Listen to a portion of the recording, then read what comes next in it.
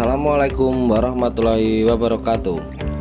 Bertemu lagi dengan saya Pak Haji di pelajaran dasar desain grafis kelas 10 TKJ. Materi kali ini adalah tentang perangkat lunak pengolah gambar vektor. Kalian pasti pernah menjumpai gambar vektor seperti contoh dalam video ini. Gambar-gambar dalam contoh ini adalah gambar yang dibuat pada software aplikasi, salah satunya yaitu CorelDRAW. Corel merupakan sebuah software grafis untuk mengolah gambar vektor dari perusahaan pengembang Corel Corporation yang berbasis di Ottawa. Lah, bagaimana caranya membuat gambar-gambar vektor tadi? Kita pelajari bersama-sama. Kita bedah fitur-fitur pengolah gambar vektor sama-sama. Oke, kita masuk ke Corel. Kali ini Bapak menggunakan CorelDRAW X7. Ketika pertama kali membuka aplikasi CorelDRAW, nah seperti ini adalah tampilan lembar kerja dari CorelDRAW. Saya akan jelaskan tentang fitur-fiturnya. Di atas ini terdapat daftar menu program yang berisi berbagai perintah pengoperasian, mulai dari menyimpan file, membuka file, mengatur ukuran halaman, dan menampilkan berbagai bantuan. Dan yang kedua ada icon command shortcut. Icon command shortcut berisi sebuah icon-icon yang merupakan sebuah jalan pintas. Lalu ada tool option atau property bar. Isi dari bar ini adalah properti dari toolbox dan akan berubah-ubah sesuai dengan jenis tool yang akan dipakai dalam macam objek yang telah dipilih. Lalu kemudian toolbox. Ini toolbox itu berisi berbagai peralatan yang membuat berbagai macam objek gambar dan fitur tambahan yang berhubungan dengan kualitas gambar. Kemudian ruler merupakan penggaris bantuan yang dapat dipakai sebagai panduan dalam menentukan batas area penataan objek. Lalu kemudian ini adalah kanvas. Nah, ini merupakan lembar kerja. Ini tempat kita menggambar di sini.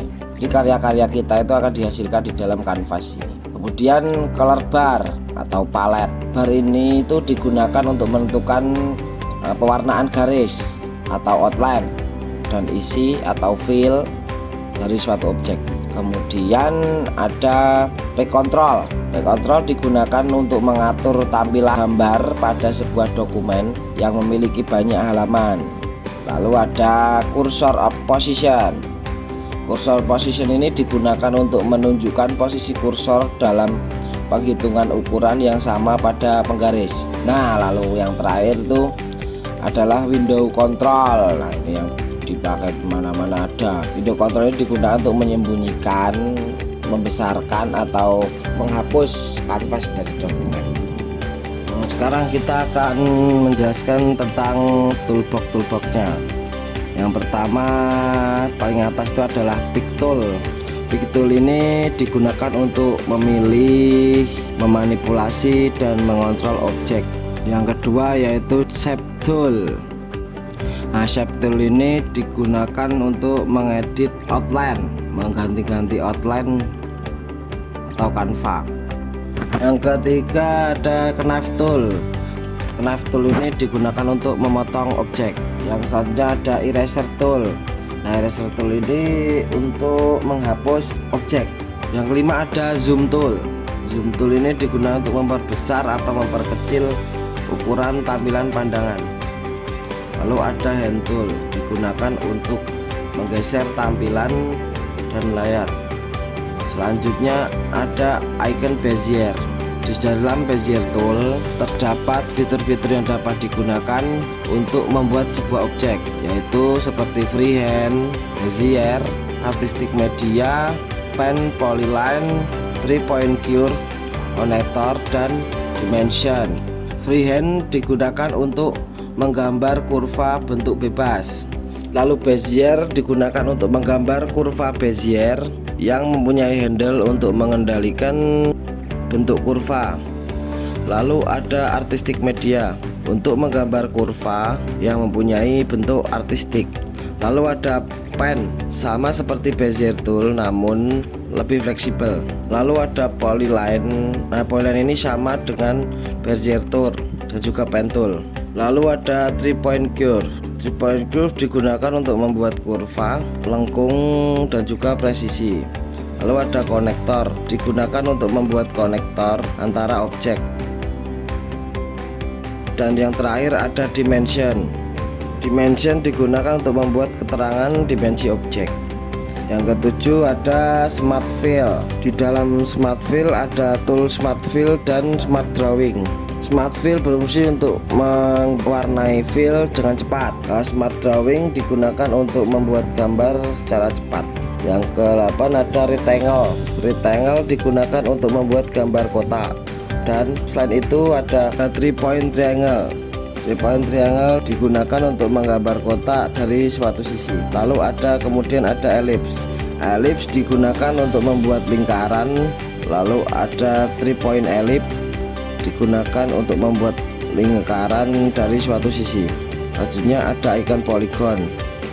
Nah, dalam icon polygon ini terdapat banyak fitur ya ini, yaitu polygon sendiri, lalu ada star, complex star, graph paper, ada spiral.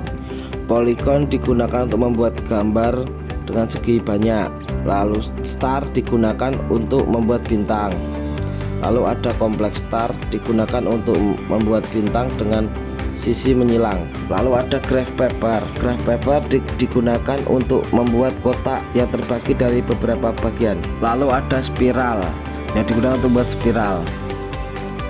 Selanjutnya yaitu text tool. Text tool berfungsi untuk mengetikkan suatu teks dan paragraf. Lalu ada table tool. Table tool berfungsi untuk membuat tabel di dalam Corel Draw secara otomatis. Di dalam tabel ini dapat diisi teks atau data seperti program aplikasi pengolah angka. Lalu ada eyedropper atau pin bucket. Eyedropper tool ini digunakan untuk mengambil warna dari suatu objek. Sedangkan pin bucket tool digunakan untuk mengisi warna di suatu objek.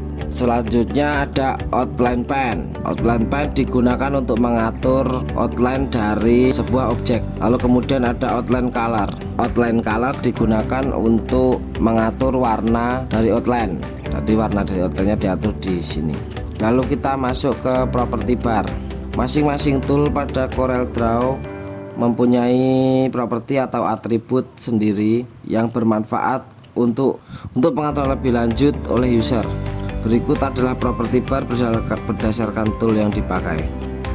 Yang pertama ada property bar pick tool, digunakan untuk merubah atribut halaman kerja mulai dari ukuran halaman, orientasi.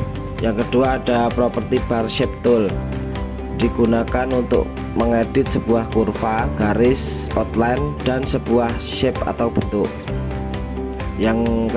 Selanjutnya ada property bar free transform tool, digunakan untuk mentransform atau merubah orientasi objek secara cepat, mulai dari menggeser, berputar, merefleksi, memperbesar atau memperkecil, dan memiringkan sebuah objek. Lalu selanjutnya ada property bar zoom tool atau hand tool, yaitu untuk membesar atau memperkecil pandangan area kerja yang terseleksi. Lalu yang selanjutnya ada property bar artistic media tool. Ini digunakan untuk mengatur atau men-setting ketebalan, kelembutan, dan gaya dari media pelukis kita seperti kuas, semprot atau spray, kaligrafi, dan airbrush. Lalu yang selanjutnya ada property bar rectangle tool, pembuatan round corner dengan radius berbeda setiap sudutnya. Lalu yang selanjutnya ada property bar text tool, properti yang digunakan untuk mengatur atribut-atribut teks, jenis style, ukuran font, dan penataan paragraf. Oke.